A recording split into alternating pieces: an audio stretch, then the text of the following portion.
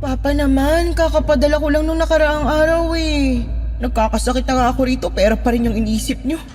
Naubos na yung bigas eh. Anong magagawa ko? Bumalik ka na lang muna ron sa manager. Baka pumayag.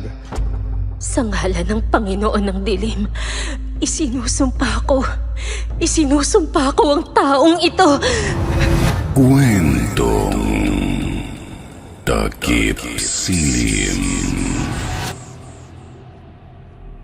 Bago natin simulan ng kwento, please like and share the video at huwag na din kalimutang mag-subscribe.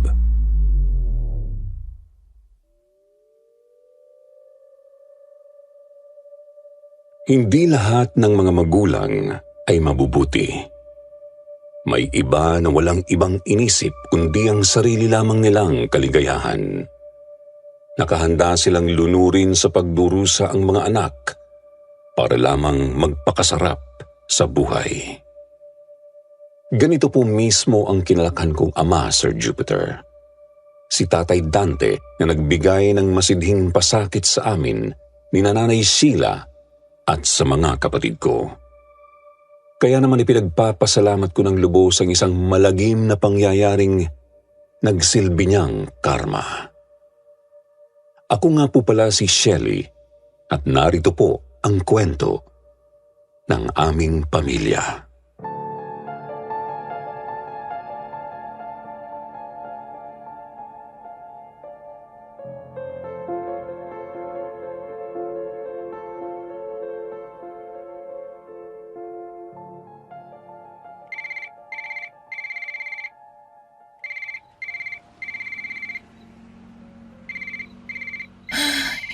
Ay nako, eto na naman tayo.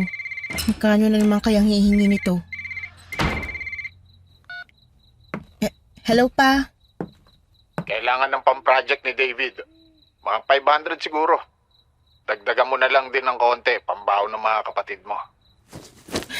Papa naman! Kakapadala ko lang ng sahod ko sa inyo noong nakaraang linggo ah. Wala na akong panggastos dito sa boarding house. Hindi ko na kasalanan yun. Ang sisihin mo, yung mga guro nitong mga batang to. Pa-project ang pa-project. Sabi ko naman patigilin nila sa pag-aaral itong mga to eh. Mas maganda yon para mapakinabangan na rin habang maaga pa. Papa! Sige na, padala ka na. Kahit mga 700 lang, ayos na yun. Mangutang ka na lang muna ng panggastos mo dyan. Sabi ko naman sa'yo, maghanap ka na ng ibang trabaho eh. Halos 12 oras na nga po ako sa store sa mall eh. Wala na akong pahinga. Tapos, maghahanap pa po ako ng ibang trabaho? Kung ayaw, may dahilan. Kung gusto, may paraan. Ang sabihin mo, tatamad-tamad ka lang. Hindi niyo po ako Oo nga pala, maalala ko lang. Nakausap ko na yung kilala kong janitor. Janitor sa restaurant ang pinagtatrabahuhan dati ng mama mo. Yung restaurant dyan sa Butuan. Naalala mo yung kainang yon? Pwede ka raw mamasukan doon paggabi. Puntahan mo na lang mamaya at nang makapagsimula ka kaagad. Papa naman eh! Nakausap ko na nga, di ba? Huwag mo ko ipapahiya ron, bata ka. Puntahan mo na. Pera rin yun. Napakabatugan mo. Nakakainis na. Pagod na ako. Mama, tulungan niyo kami ng mga kapatid ko. Mama!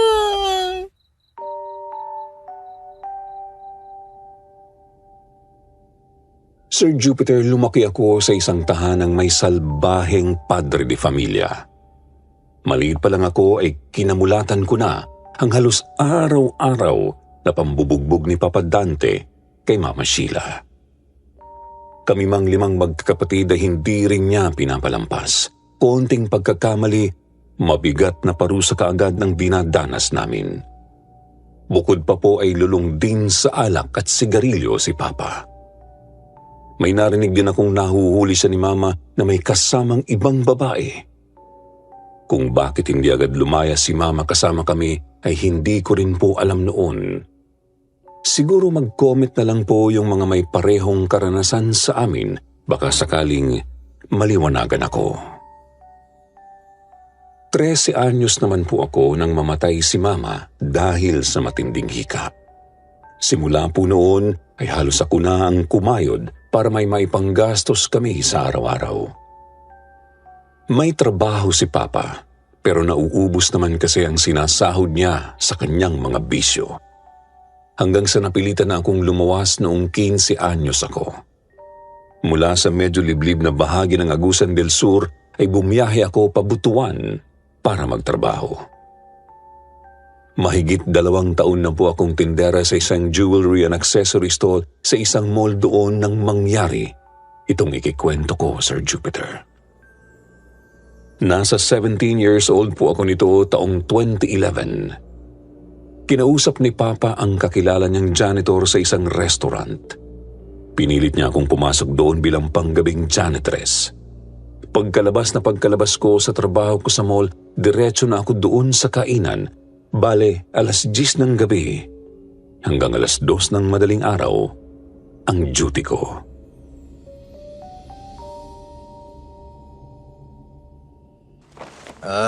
Ikaw pala si Shelly, yung bagong tagalinis na anak ni Dante. Opo, Manong. Iming, tawagin mo na lang akong Manong o kahit Lolo Iming. Sigurado ka bang kaya mong trabaho rito? Napakabata mo pa pala. Medyo payat pa yung pangangatawan mo. Minsan kasi kailangan nating magbuhat ng mabibigat. Halimbawa, mga mesa, upuan, o minsan galumpan ng tubig. Kaya ko naman po, Mang Imeng. Sanay naman po ako sa mabibigat na trabaho eh. Kailangan ko lang po talaga ng dagdag na mapagkakakitaan. O siya, sige. Kung ganun maghanda ka na at ituturo ko sa iyo ang mga kailangan mong gawin. Ay, oo nga po pala, Manong. Kilala niyo po ba ang Mama Sheila ko? Dito po kasi siya nagtatrabaho dati nung maliit pa lang ako. Umalis lang siya sa lugar na to bago siya namatay mga 1 taon. Oo. Pero matagal na siyang umalis dito eh. Hindi ko nga nabalitaang namatay na pala siya. Mabait na babae pa naman yon. Napakabata pa niya para mamatay. Yun nga po eh. Sinumpong lang po kasi ng malalang hika. Ay. Huwag mo na yung masyadong isipin, Shelly. Siguradong hindi magugustuhan ng mama mo na maging malungkot ka. Ipinagpasalamat ko na lang noon na mabait ang head janitor ng restaurant, Sir Jupiter. Nabanggit ko sa kanya ang sitwasyon ko. Sinabi kong may trabaho pa nga ako sa umaga tapos sumasideline na lang sa restaurant kapag gabi. Naunawaan naman po niya ako kaya di niya ako gaanong pinapagawa ng mga mabibigat na trabaho.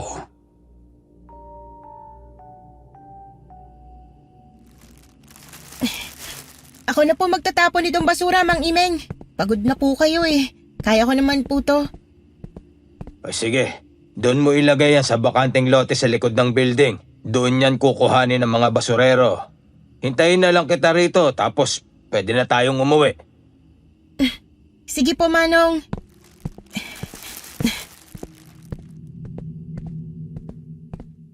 Medyo nagtaka ako nang matanaw ang sinasabing bakanteng lote ni Mang Imeng, Sir Jupiter. Napakarami kasing tambak na basura roon. Mga drum ng gamit na mantika, mga bulok na tira-tirang pagkain, mga plastik na pambalot, mga bakal at kung ano-ano pa. Napakarami ring mga insekto, uod at daga. Bagamat alam kong tapunan talaga ng basura ang pupuntahan ko.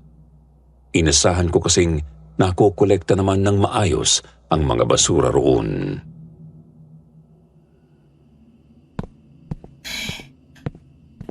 Pagod na ako. Gusto ko na matulog. Dito. Pwede na siguro dito. Ba't ang dami namang mga basurang nakatambak? Parang di naman yata kinukolekta ng mga basurero itong mga nandito eh. Sinong nandyan? May tao ba dyan? Napahinto ako nang maramdamang may taong dumaan sa bandang likod ko. Lumingon ako, pero wala namang kahit sino roon. Puro basura lang ang nahagip ng mga mata ko. babaliwalain ko na lang po sana kasi baka guni-guni ko lang nadala ng matinding antok. Subalit, tila ba naglahong bigla ang antok ko nang maramdamang may humawak sa kwintas ko. Ang suot kong butterfly necklace na bigay pa ng Mama Sheila ko. Diyos ko, ano bang meron sa lugar na to? May multo ba rito? Multo sa tambakan ng basura? Diyos ko, ano ba yun? Oh, Shelly, ano bang nangyari sa'yo? Bakit di maipintay ang mukha mo? Manong, may... Teka, huminahon ka muna. Parang takot na takot niyang itsura mo eh. Ayan. Ngayon, ano bang nangyari dun sa labas? Manong, may multo po ba rin sa may tapunan ng basura? Multo? Anong multo? Kasi Manong, may naramdaman akong naglalakad sa likod ko eh. Pero wala naman pong tao sa nung lumingon ako. Tapos ramdam na ramdam ko may malamig na kamay na humawak sa kwintas ko. Hindi kaya pagod ka lang talaga, Neng? Yun din po ang naisip ko nung una. Akala ko guni-guni ko lang. Baka nga dala lang ng antok ko pero yung humawak sa kwintas ko, Manong, sigurado po talaga ako ron eh. Ako, Shelly, naniniwala naman talaga ako sa mga multo, engkanto o iba pang mga kababalaghan, ano? Ang kaso lang, wala naman kasi kung nararamdamang ganyan dun sa tapunan ng basura. Kahit dito sa loob ng restaurant, wala rin. At ikaw pa lang ang nagsabi ng ganyan sa mga staff dito. Manong, maniwala po kayo sa akin, hindi po ako nagsisinungaling. Shelly, nararamdaman kong di ka naman nagsisinungaling. Ang akin lang ba't ikaw pa lang ang pinagparamdaman yan? Siguro, ganito na lang. Sabihan mo ako kapag may naramdaman ka ulit na kakaiba. Ayos ba yan? Naku, salamat po, Mang Iming. Sige po, magsasabi agad ako. Sige na, umuwi ka na at nang makapagpahinga ka na. Ako'y inaantok na rin eh. Dasal ko po talaga noon, Sir Jupiter, sana nga ay guni-guni ko lang ang naramdaman sa tapunan ng basura. Subalit pagkapasok ko sa kwarto ko sa tinutuluyang boarding house, ay agad akong may napansing kakaiba. Ano nga mo yun? Bakit medyo mabaho rito sa kwarto? Naglinis naman ako bago ko pumasok ha. Nagtapon din ako ng basura kagabi pero bakit amoy basura dito? Ay, bahala na nga, antok na ako eh. Gusto ko po sanang pasadahan ng linis ang kwarto ko kaso bumibigay na talaga ang mga mata ko sa antok. Kaya nagbihis na lang po ako, humiga sa kama at agad na nakatulog. Napakalalim pa nga po ng tulog ko noon pero nang magising kinaumagahan, napabalikwas ako ng bangon ng maramdamang... Sino nandyan? May tao ba dyan? Sinong... Walang tao? Ba't naramdaman ko may tao rito sa labas? Ano to? Bakit ang lamig ng kwintas ko? Maalinsangan naman kagabi ah. Hindi maganda to. Sinusundan yata ako ng maligno. Kinikilabutan akong naghanda noon para pumasok sa mall, Sir Jupiter.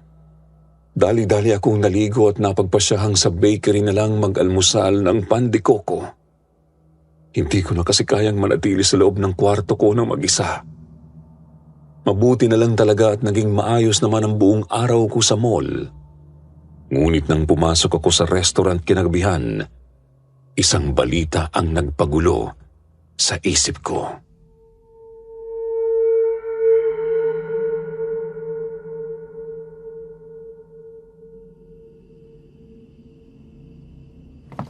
Oh, Shelly, mabuti at nakarating ka na. Ano, may sasabihin nga pala ako. Ha? Tungkol saan po yan, Manong? Ano kasi, Pagbukas ng opening staff kaninang umaga, nagkalat ang mga basura rito sa buong dining area. Ano po? Paano nagkaroon ng basura rito? Hindi ko rin talaga alam, Neng eh. Nakita ko namang itinapon mo yung mga basura sa likod bago tayo umalis. Testigo nga rin natin yung guard eh. Sabi naman nung si Kyo, wala rin naman siyang napansin o narinig na kakaiba habang nakapwesto sa labas. Nung rumonda naman siya sa loob, malinis naman daw. Paano po nangyaring nagkaroon ng basura rito sa loob kung ganun? Walang makapagsabi. Kaya nga nasabon ako ng manager natin eh. Pero lumalabas na ikinalat yung mga basura bago pumasok yung pang-umagang sikyo. Tsaka may isa pa akong hinala. Hinala? Yung nabanggit mo kagabi, yung nagparamdam sa'yo. Tungkol doon nga po pala, Manong. Ano po kasi, pakiramdam ko, sinundan ako nun sa boarding house. Ano ka ma? Sinundan ka? Opo, medyo amoy basura sa kwarto ko eh. Tapos may nararamdaman akong tao kahit wala naman. Lumamig din po yung kwintas ko. Kailangan mo talagang mag-ingat kung ganyan.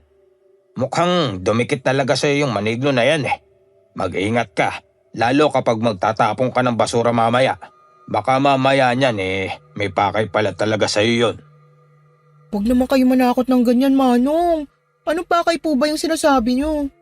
Hindi kita tinatakot, Neng. Ang akin lang eh, posibilidad. Posibleng may pasadyang pakay sa'yo yung kaluluwang yon. Anong pakay naman po kaya? Kwan. Hindi ko alam. Hindi ko pa masabi. Hindi ko naman kasi alam kung kaninong multo yung kumapit sa'yo. Kaya kailangan mo magdoble ingat kasi di mo siya kilala. Yun nga po ang ginawa ko, Sir Jupiter. Naging maingat at alerto ako sa buong shift ko sa restaurant. Hindi ko nga lang maiwasang makaramdam ng masama. Siguro dahil medyo nag-overthink na ako. Pakiramdam ko may nagmamasid sa amin ni Mang Imeng mula sa mga sulok-sulok. Hanggang sa sumapit na nga po ang 2:00 ng madaling araw. Basta, tawagin mo lang ako kung may problema ha. Tsaka wag mo na lang isara yung pinto. Sige po, Mang Imeng. Bibilisan ko na lang po. Ngayon pa talaga umulan. Di bale, bilisan ko na lang. Dito. Pwede na dito. Balik na.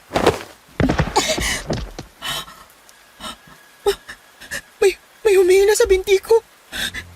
Manong! Manong, tulungan niyo po ako! Manong! Mga insekto. Ang dami nila. Diyos ko. Manong! Saklalo! Manong! Bitiwan mo ako! Ano ba kailangan mo sa akin? Bitiwan mo ako! Manong! Tulong! Manong! Saklalo! Neneng! Shelly! Anong nangyari sa'yo? Manong! Tulong! Halika! Dali! Tayo ka! Sir Jupiter, hindi ko malaman kung ano ang naramdaman kong kamay na humila sa akin. Isang napakalamig na kamay. Hinila ang binti ko pabaon sa tambak ng mga basura at talagang bumaon pa nga ang talampakan ko sa maputik na lupang nasa ilalim. Pagkatapos ay bigla rin akong dinumog ng napakaraming mga insekto kahit sa ilalim ng malakas na ulan. Mabuti na lang talaga at nasaklolohan ako agad ni Mang Imeng bago pa sila may magawang masama sa akin. Nakakatakot na baka makagat nila ako o di naman kaya ay makapasok sila sa katawan ko.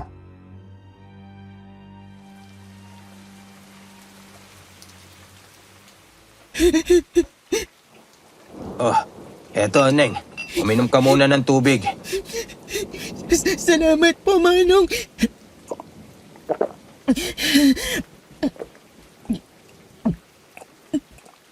Ano ba kasing nangyari?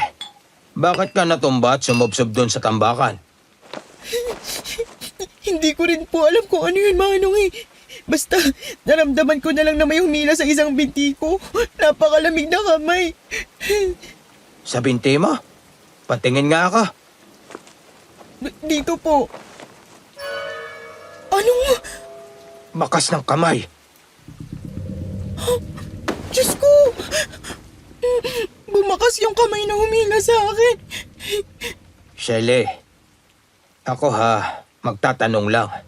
Ikaw ba may nakaaway ka na? Mukhang malaki kasi ang galit ng kaluluwang yun sa'yo eh. Naku, wala ako, Manong. Patas po ako nabubuhay. Wala akong ibang iniisip kundi yung mga kapatid ko.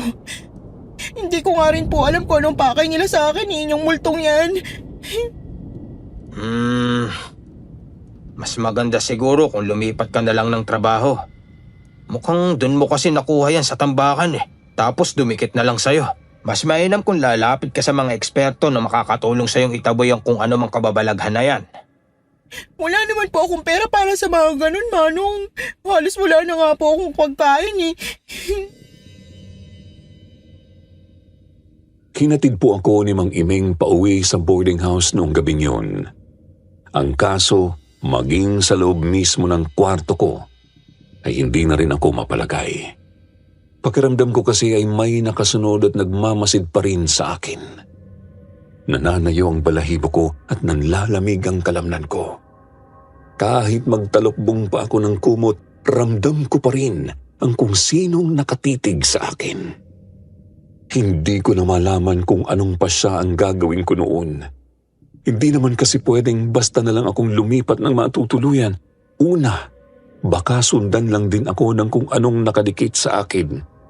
Ikalawa, mapapagastos lang ako kung sakali. Kaya naman hinayaan ko na lang ang sariling lamunin ng pagod at antok hanggang sa makatulog. Nagpapasalamat kasi day off ko sa mall kinabukasan kahit papaano makakapagpahinga ako. Subalit,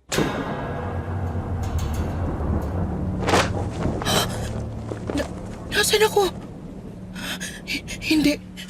Hukay. Basura. Ba't ako nandito? Sino ka? Ano ginagawa? Pakawalan mo ako rito! Ano ba kasalanan ko sa'yo? Bakit mo ako nililibig? Insekto? nahintakutan na lamang ako ng matagpuan ng sarili sa ibaba ng isang hukay. Napakalakas ng ulan. Inililibing ako ng kung sinong di ko maaninag ng maayos. Dinudumog din ako na sandamukal na mga insekto, mga ipis, mga langaw at may daga pang kasabay. Pinipilit kong makabangon para makaalis sa hukay na yon, ngunit hindi ako makagalaw. Napakasakit ng buong katawan ko. Makirot ang bandang lieg na parang kagagaling lang sa pagkakasakal. Masakit din ang ulo at iba pang bahagi ng katawan na animoy pinaghahampas ng kung ano. Ano ba itong nangyayari? Hindi ako makabangon. Tulong! Saklaro! Tulungan niyo ako! Tulong! Tulong! Tulong! Tulong! Saklaro! Panaginip? Mabuti naman at nagising ka na, Iha. Aling Mariana? Bakit po kayo nandito sa kwarto ko? Naalala ko kasi, wala kang trabaho sa mall ngayon, hindi ba? Kaya naisipan kong hatiran ka nitong niluto kong pansit. Nag-alala kasi ako. Noong kakatok na sana ako sa pinto mo, bigla na lang kitang narinig na dumadaing. Kaya ginamit ko na yung kopya ng susi para makapasok. Pasensya na kung pumasok ako ng walang paalam, Shelia. Pero nag-alala lang talaga ako sa iyo. Ayan nga ang taas ng lagnat mo. Oo nga po no. Nilalagnat nga ako. Sa sobrang pagod mo yan wala ka kasing pahinga. Nakuha mo pang magtrabaho sa gabi. Hindi lang po yun Aling Mariana. Ewan ko kung maniniwala kayo pero may bumubuntot sa akin kung anong maligno. Maligno? Isinalaysay ko sa landlady ng inuupahan kong boarding house ang lahat ng kababalaghang naranasan ko. Mula pa doon sa mga nangyari sa restaurant hanggang sa naging bangungot ko. Pagkatapos kong magkwento ay napailing ang matandang babae. Nagpaalam siyang lalabas muna ng kwarto ko. May kukunin lang daw sandali at pagbalik niya, Heto, iha. Gamot para sa lagnat. Tapos nagdala rin ako ng benditadong rosaryo at benditadong asin. Asin? Yung rosaryo, naiintindihan ko kung bakit niyo ako binibigyan yan, Aling Mariana, pero para saan yung asin? Ang asin ay may likas na kakayahang magtaboy ng mga masasamang elemento, gaya ng mga aswang, engkanto o maligno. Kaya rin itong magpahupa ng mga masasamang enerhiya. Kapag nabendisyonan ay dadaragdagan pa ng Panginoon ang bisa nito. Ang gagawin ko, isasaboy ko ito rito sa kwarto mo. Tapos magdala ka rin palagi nito kahit saan ka magpunta ha. Kahit sa maliit na supot lang. Ilagay mo sa bag, pitaka o bulsa mo. Pwede na yon. Matutulungan kanyang itaboy ang kung anumang elemento ang dumidikit sa iyo.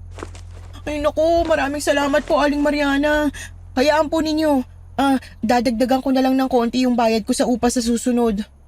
Itong batang to talaga, oh. Wag na, Shelly. Itago mo na lang yung pera. Isipin mo na lang na tulong ko to sa'yo. Maliit na bagay lang naman ito. Maraming salamat po talaga rito, Aling Mariana. Wala yun. Tsaka pag-isipan mo na rin, huwag nang bumalik sa restaurant, ha? Sir Jupiter, bumuti nga po ang pakiramdam ko matapos uminom ng gamot. Nakatulong din ang rosaryo at asin na binigay ni Aling Mariana. Kasi nabawasan nun ang kakaiba kong nararamdaman. Oo, ramdam ko pa rin may nagmamasid sa akin mula sa kung saan. Pero hindi na iyon ganon katindi. Napag-isipan ko rin ang sinabi niyang wag na akong pumasok sa restaurant.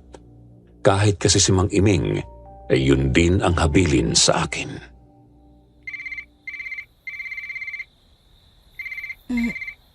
Ay, eto na naman.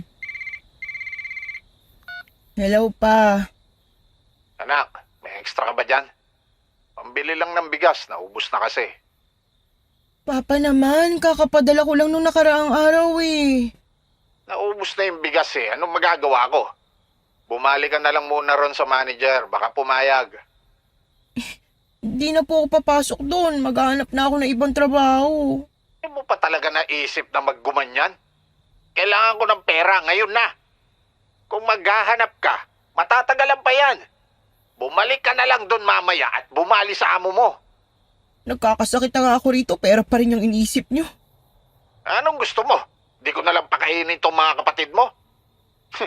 Kung sa bagay, pwede na yon. At nang mga simatay na tong mga pabigat na to. Papa, ano ba? Lumayas na nga kami sa poder mo dati, di ba?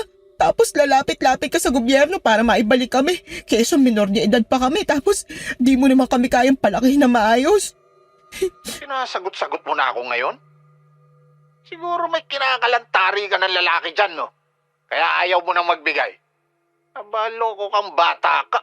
Sino yung kasama mo? Ano kasama pinagsasasabi nyo?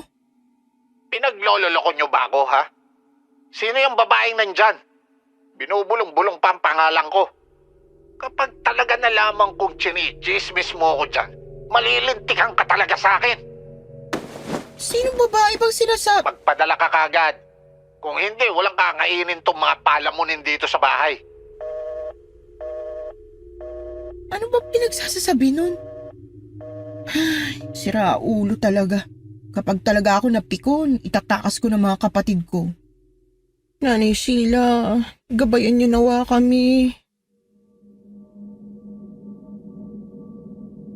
Nilapag ko sa side table ang cellphone ko tsaka muling humiga sa kama. Tinitigan ko ang pendant ng butterfly necklace na bigay ng Mama Sheila ko. Ginto po iyon, pero fake gold lang, Sir Jupiter. Gayunpaman, iniingatan ko iyon ng gusto kasi ngayon ang muling regalo ng mama ko sa akin. At sa tuwing titignan ko yun, hindi ko maiwasang maalala ang mga pagkakataon noong buhay pa si mama. Sa mismong Butuan pa po kami nakatira noon, Sir Jupiter, at nagtatrabaho pa nga po si Mama Sheila doon sa restaurant. Ang kaso, madalas silang mag-away ni Papa kapag natatagalang umuwi si Mama. Nabubugbog pa nga po niya si Mama eh. Bintang kasi ni Papa Dante, baka raw nanlalalaki si Mama, kaya natatagalang umuwi. Ang pambubugbog ding yun ang dahilan kung bakit inatake ng matinding hika si Mama Sheila. Subalit baliwala po lang yun kay Papa, Sir Jupiter. Sa halip, bigla pa itong nagpasyang lumipat na kami ng Agusan del Sur.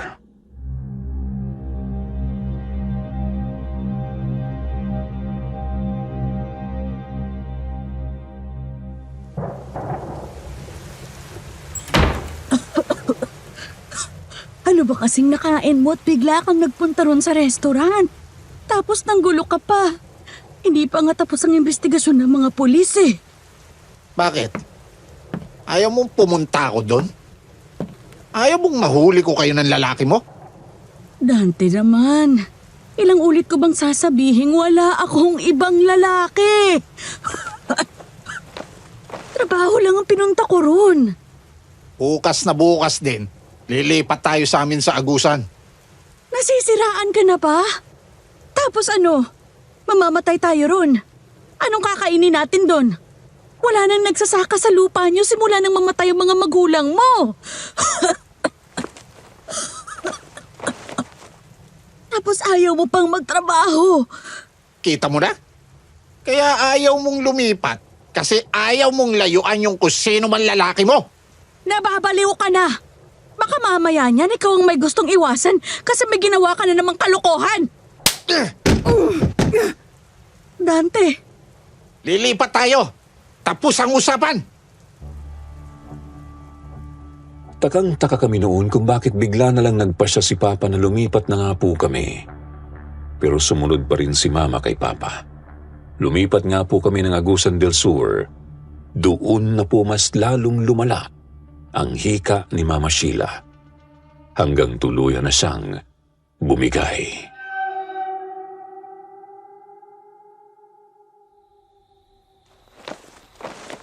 Mama, bakit po ba ninyo iniwan agad si Papa? Bakit po ba nanatili tayo sa kanya?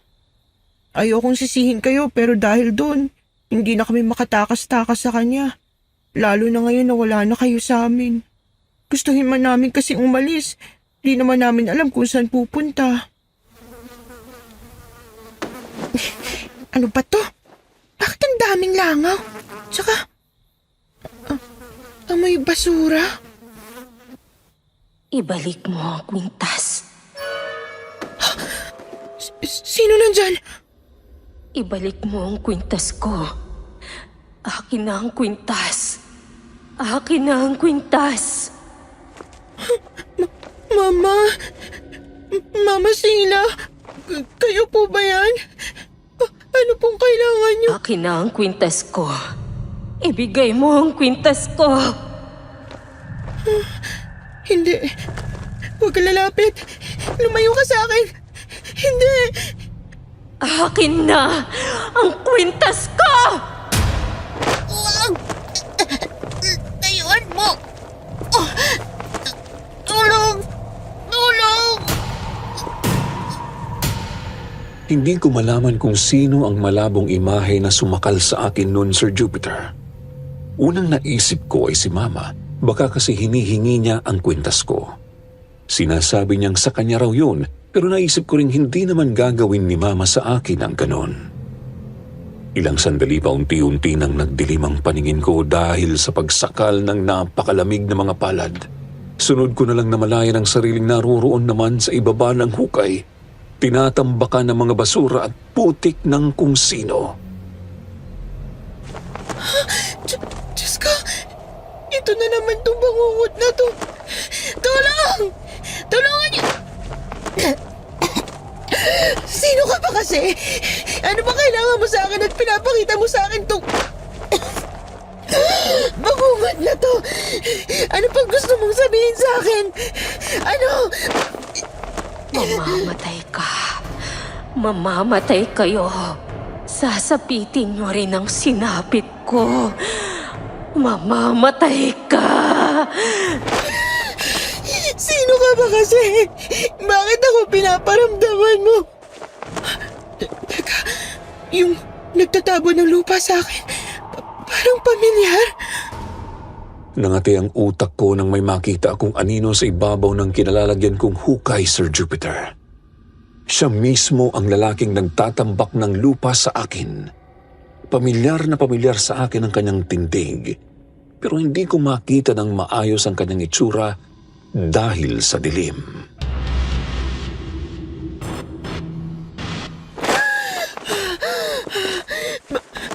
Bangungot. Binungot na naman ako. Sinasabi ko na nga ba eh. Halatang hindi na talaga maayos ang kalagayan mo, Shelly. Aling Mariana. Pinuntahan kita ulit kasi kinukutuban ako. Hindi nga ako nagkamali. Mukhang ginagambala ka na naman ng kung sinong maligno. Mataas ulit ang lagnat mo. Tapos, ayan, medyo namumula na rin yung balat mo. Aling Mariana, may kutob akong si Mamang nagpaparamdam sa akin. May galit ba sa'yo ang mama mo? Wala naman po. Sa tindi kasi ng dinadanas mo, halatang may matinding galit sa'yo mismo ang multong yan. Hindi lang yan basta kaluluwang dumikit sa'yo. Bakit mo ba nasabing siya ang mama mo? Kasi po, hinihingi niya tong kwentas ko eh. Sabi niya, ibalik ko raw sa kanya. Si Mamang nagbigay sa akin ito. Hindi kaya nakuha lang din yan ng mama mo sa kung saan? Pwedeng bigay o regalo lang din sa kanya ng kung sino. Pwede nga po yun. Ang maganda mong gawin, alamin mo kung saan ba talaga galing ang kwintas na iyan. Tsaka magpatingin ka na rin sa Doktoro Albularyo, iha. Hindi na kasi talaga maganda ang kalagayan mo. Baka mapaano ka na niyan. Uwi na lang po muna siguro ako sa amin. Tapos, doon na lang ako magpapahinga. Desisyon mo yan. Pero wag mo sanang kalimutan itong resaryo at asin na ibinigay ko. At wag mong kakalimutang magdasal, ha? Hapon noong araw ring yun ay pinilit ko nga pong bumiyahe pa uwi ng Agusan del Sur. Hindi ako tumawag kay Papa para magpasabing darating ako, kaya naman galit na galit ang ama ko nang dumating ako kinagabihan. Anong nakain mo't umuwi ka bigla? Papa! Ginagalit mo talaga akong bata ka. Imbis magpadala ka ng pambiling bigas, nakuha mo pang bumiyahe pa uwi. Bakit ikaw? Wala na pala tayong bigas na kuha mo pa maglasing, gago ka? Ba't talaga? Punong-puno na ako sa'yo. Pagod na ako maging gatasan ng isang tamad na katulad mo. Ginagalit mo talaga ako, ha? Ano ba? Bitiwan niyo ako. Tuturuan kita kung paano gumalang. Aray ko. Ate! Ate! Papa, bitawan niyo si ate! Ano ba? Ano? Kakampihan mo tong tamad at walang galang mong kapatid, ha? Gusto mong ikaw rin? Magsabi ka lang, David. Papa, tama na! Ano ba? Bitawan niyo si ate! Lasing na kayo eh! Nakakapikon talaga.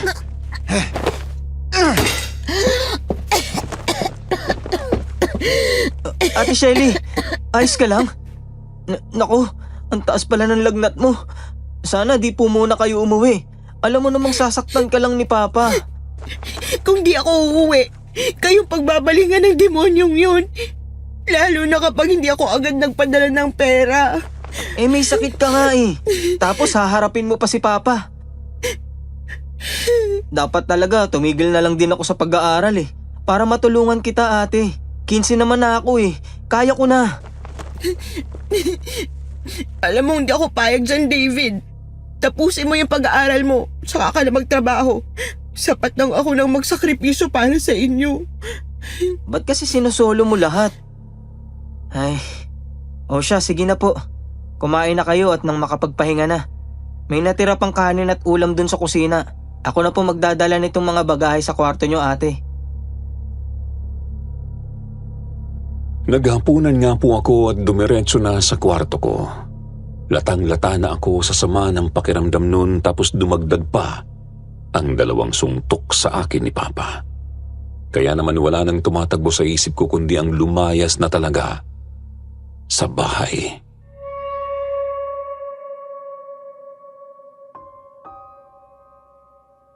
Akong gagawa sa hindi ginawa ni Mama Sheila. Lalayas na kami rito ng mga kapatid ko. Itatakas ko sila sa impyernong to.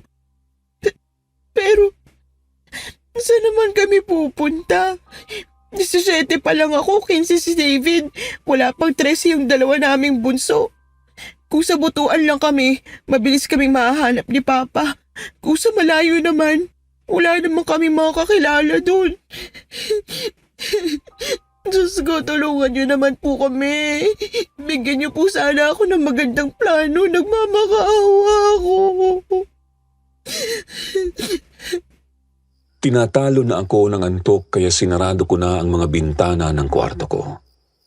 Humiga na ako at nagtalukbong ng kumot. Ni hindi na nga po ako nakapagpalit ng damit. Pumikit ako ng suot ang gamit ko noong biyahe. Agad naman po akong nakatulog, subalit hindi pa man ako nahihimbing ay muli nang nagising ang diwa ko. Gising, ngunit pinilit ko lang na manatiling nakapikit. Di ko rin inalis ang kumot na nakatalukbong sa akin. Kinapa ko rin ang benditadong rosaryo na nasa bulsa ng pantalon ko.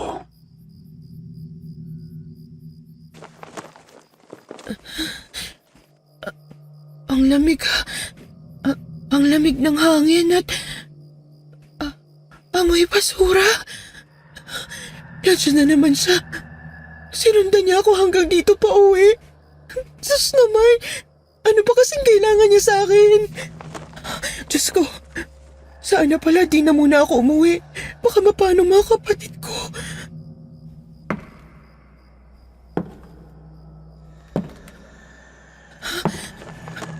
Sino yun? May tao rito sa kwarto ko. Lumabas? Saan kaya yung pumunta? Ano gagawin niya sa mga kapatid ko? Sir Jupiter, narinig ko ang mga yabag ng kung sino na lumabas sa kwarto ko. Tumawid iyon ng pasilyo tapos narinig kong nagbukas sara ang pinto ng kwarto ni Papa. Sa kilabot ko ay pinilit ko pa ring manatiling nakatago sa loob ng kumot. Ramdam na ramdam ko ang kakaibang lamig ng hangin, pati na ang mga insektong dumadapo sa kumot ko. Amoy na amoy ko rin ang napakabahong samyo ng basura, katulad sa amoy ng tambakan sa likod ng restaurant. Ilang sandali pa. Sino ka? Anong ginagawa mo rito sa kwarto? Ano nangyayari doon? Sino ka? Anong kailangan mo sa akin? Ano ba kasing... Sus Maria Josep! Ba't puno ng basura tong kwarto ko? Nagulantang ako sa nakita nang alisin ko ang kumot sa mukha ko. Napakadaming basurang nagkalat sa sahig ng kwarto ko. Mga lata, pambalot ng pagkain at kung ano-ano pa. Pati nga po mga bulok na gulay. Prutas at karne ay meron din. Bukod pa, napakarami ring mga langaw, ipis, daga at uod sa mga basurang yon. Sinamahan pa po yun ng nakakadiring putik at burak. Hanggang sa muli kong naalala si Papa. Pinilit kong bumaba sa sahig at lumakad papunta sa pinto. Sinisikap na iwasan ang mga nakakadiring peste na naroroon. Anong klaseng multo ba kasi ito nang gugulo sa akin? Tula. Saklala. Si Papa... Paano nangyayari sa inyo? Papa! Papa! Lumayo ka sa akin! Layuan mo ako! Lumayo ka sa akin, demonyo ka! Lumayo ka! Lumayo ka! Lumayo ka! Ano po bang sinasabi niyo?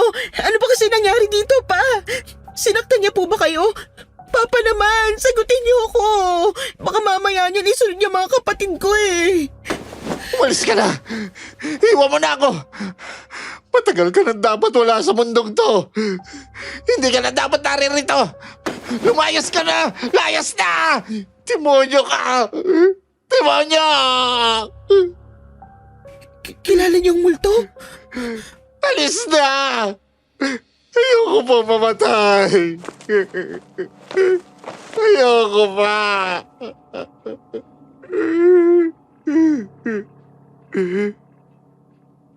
Nagtiim ang mga bagang ko sa mga sinabi ni Papa Dante. Sisiga-siga sa loob ng bahay namin pero takot mamatay. Isa siyang nakakadiring nilalang. Mas nakakadiri pa sa mga pesteng sumalakay sa kwarto ko. Di ko na siya matiis, Sir Jupiter, kaya lumabas na ako sa kanyang kwarto. Pinangako ko sa sarili na hindi ko siya sasaklolohan kapag nagsumigaw siya ulit.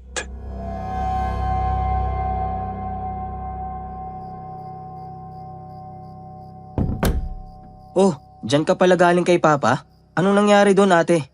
Bakit kung makasigaw, kala mo minamaligno? Buti na lang talaga malayo ang mga kapitbahay natin eh.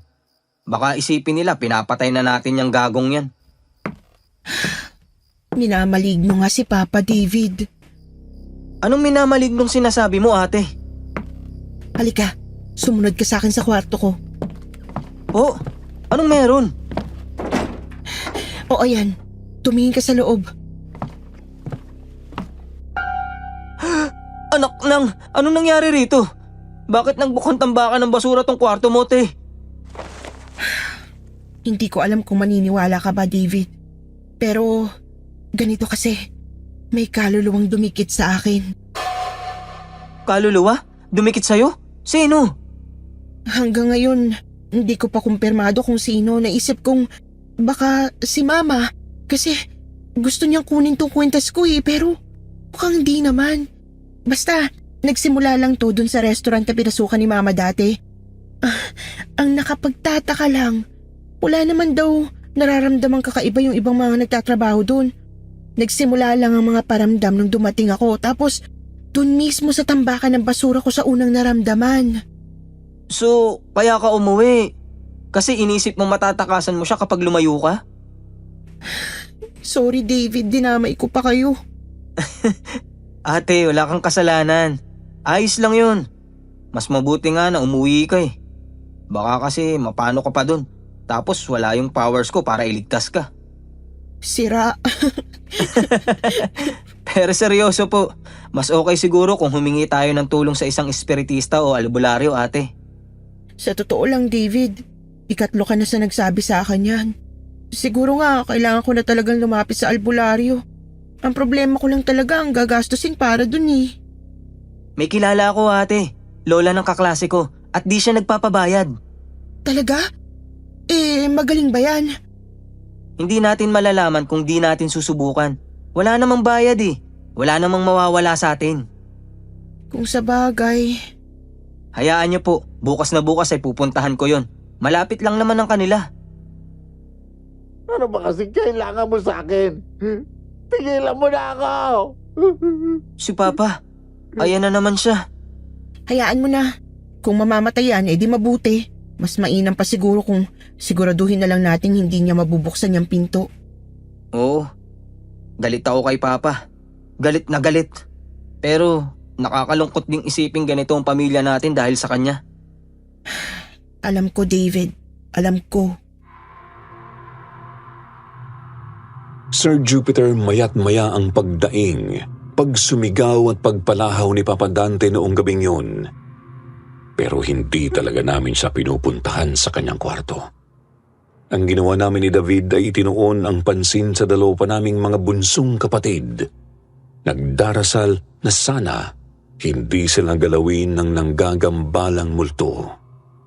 Nanatili lang kami sa kanilang silid. Ilabas ko rin ang benditadong rosaryo ni Aling Mariana at isinabit iyon sa may doorknob. Hindi ko alam kung tatalab ba yung pangdepensa, pero tanging Panginoon lang ang pwede kong kapitan ng mga oras na yon. Umaga na. May pasok ka pa, di ba David? Paano yan? Wala ka pa maayos na tulog. Hindi na muna ako papasok, te. Mas kailangan unahin tong problema natin ngayon. Tahimik na naman si Papa pero kakaiba pa rin ang lamig at masyado nang matindi ang amoy ng basura rito sa bahay. Ibig sabihin, nandyan pa rin yung multo. Kaya pupuntahan ko na lang yung lola ng kaklase ko. Sigurado ka bang matutulungan niya tayo? Hindi, pero yun nga po. Wala namang mawawala kung susubukan. Tigilan mo na ako, ano ba? Lumayas ka na! Ayan na naman. Tingnan muna natin si Papa, ate, para masabi ko sa albularya kung ano nang eksaktong nangyayari ngayon. Sige. Agad naming pinuntahan ni David ang kwarto ni Papa. Sa labas pa lang ng saradong pinto ay halos nanununtok na ang amoy ng napakabahong basura mula sa loob. Binuksan namin ang pinto at hindi na ako naggulat sa nakita. Nagkalat ang mga basura sa sahig. Napakarami ring mga insekto, daga at mga uod at si Papa naman mismo. Tigilan mo na ako! Tama na! Ayoko na! Pagod na pagod na ako! Si Papa, ano nangyayari sa balat niya? Nahagnas? Naduduwal ako.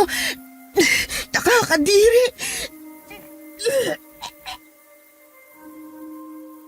Hindi ko kayang tingnan ng matagal ang kalagayan ni Papa noon, Sir Jupiter. Nasusuka ako. Puno kasi ng sugat-sugat ang kanyang balat at matindi ang pagnanaknak. Kung titignan ay nagmumukha na siyang may malalang ketong o di naman kaya ay naaagnas na bangkay. Akma na sana akong babalik sa kwarto ng mga kapatid ko nang bigla naman akong pigilan ni David. Ate, teka. Tingnan mo yung leg ni Papa. Di ba, kwintas mo yun? Oo nga no. Teka, paano nawala yan sa liig ko? Hindi na talaga maganda to. Sige na David, puntahan mo na yung albularya. Ako naman, dadaling ko muna yung dalawang bunso natin sa kapitbahay. Hindi nila pwede makita si Papa. Sige po, ate. Dali-daling lumabas si David para puntahan ang albularya. Sinarado ko naman ulit ang pinto ng kwarto ni Papa bagamat hindi ko na mapuntahan ang mga bintana para isarado. Napakarami na kasing mga peste na nagkalat sa buong kwarto. Pinuntahan ko na lang ang mga kapatid ko. Ginising ko sila. Pinagbihis at agad na hinatid sa isa sa mga kapitbahay namin. Ilang minutong lakaran pa po yun kasi nga hindi magkakatabi ang mga kabahayan sa amin. Pasensya na po talaga Aling Marie. May matinding problema lang po kasi kami kay Papa ngayon eh. Gusto ko lang siguraduhin ligtas tong dalawa. Susunduin na lang po namin sila ni David mamaya. Pagkatapos kong maihatid ang mga kapatid ko ay mabilis na akong bumalik ng bahay.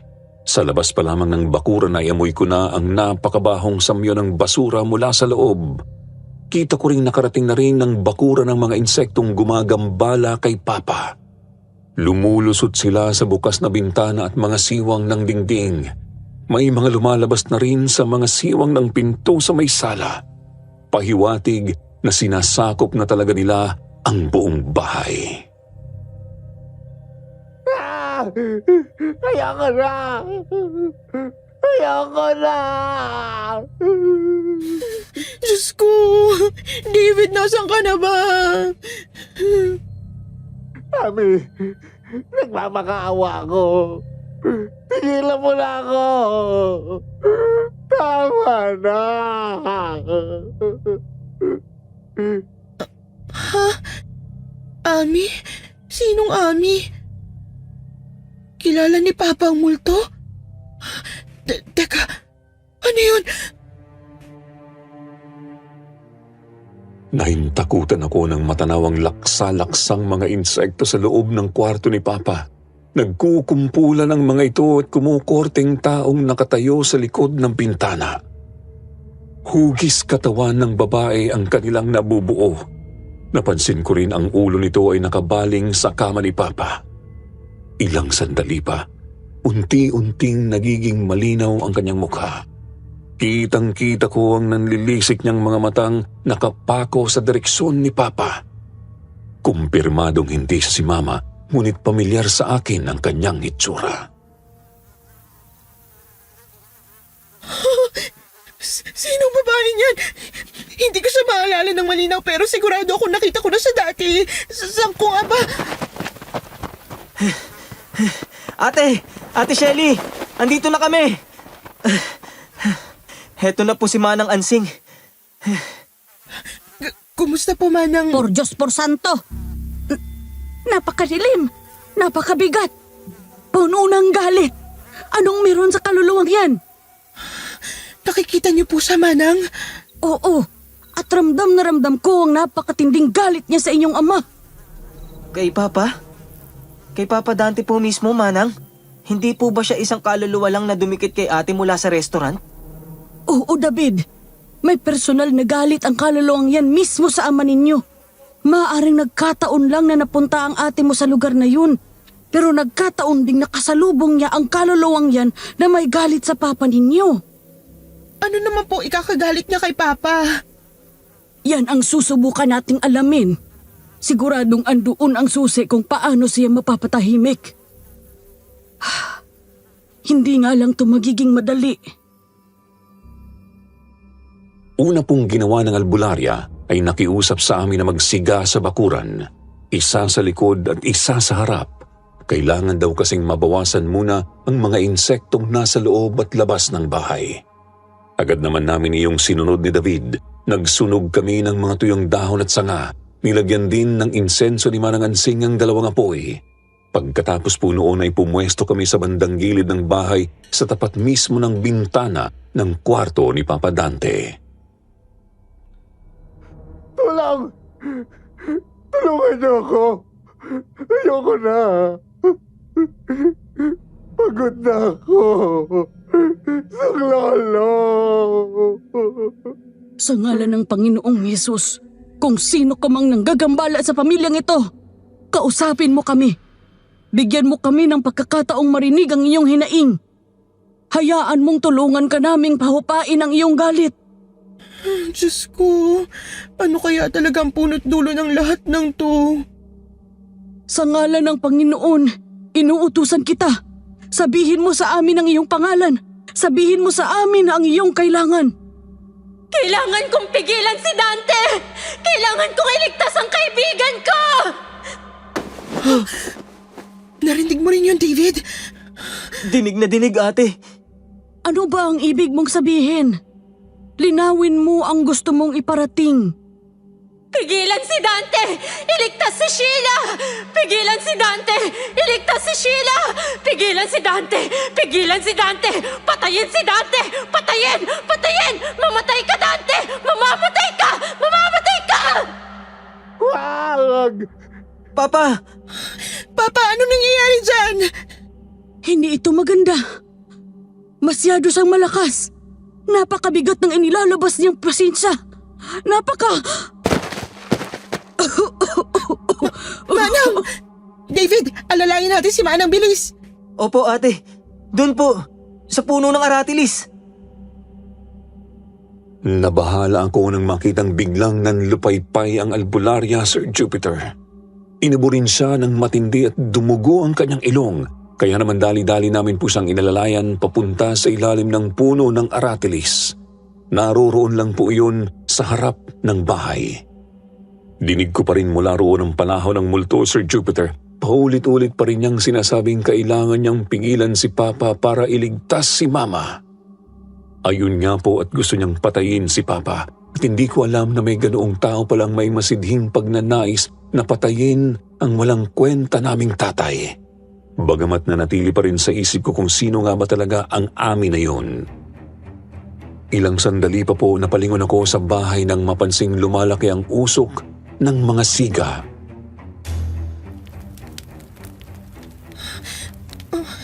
Umiikot yung usok. Anong nangyayari? Pati yung mga insekto nagsisilaglagan sa lupa. Epekto po ba yan ng dasal ninyo, Manang Ansing?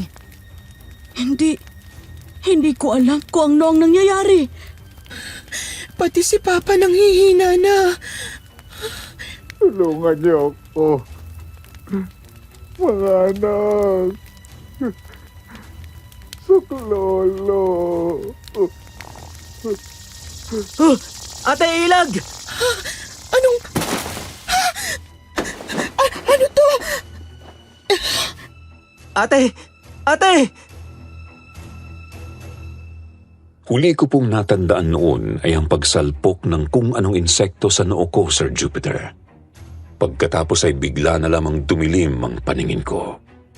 Naramdaman kong nawalan ng lakas ang katawan ko bago ako bumagsak sa lupa. Narinig ko pa ang pagtawag sa akin ni David bago unti-unting lumabo ang kanyang boses sa pandinig ko.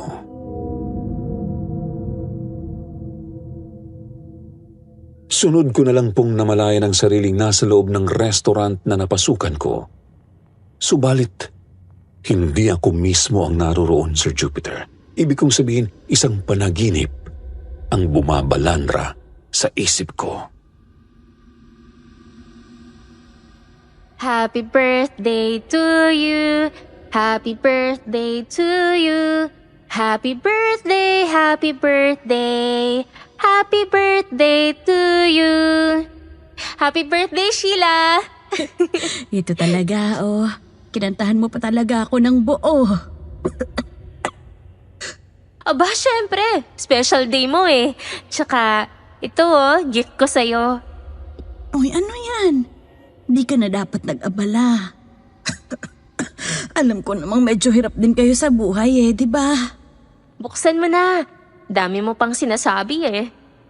Oh, sige, sabi mo Wow! Gintong kwintas? Butterfly? Mahal tong ganito Hindi pekeng ginto lang yan. Pero ayos na yun. Yan lang ang afford ko eh. Tsaka alam ko namang magugustuhan mo pa rin. Siyempre, no? Ikaw palang nagbibigay ng regalong ganito sa akin Kaya iingatan ko talaga to. Uy, Ami, thank you talaga rito ha.